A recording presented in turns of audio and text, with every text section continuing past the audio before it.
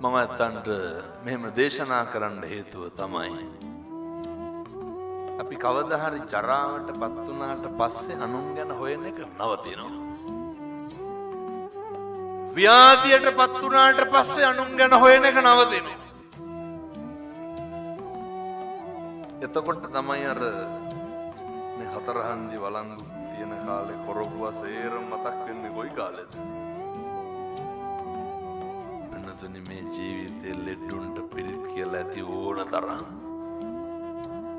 විඳින දුක දැකලා නැත්. මම ඕන විදේශ රටවල් වල ගියපුවාම ලංකාවේ කවුරු හරි රෝහලක ඉන්නවනම් යන පිළිත් කියන්නේ. සල්ලි තිබ්බා යතා හෝ නැතා හෝ කියලා එකක් නැහැ.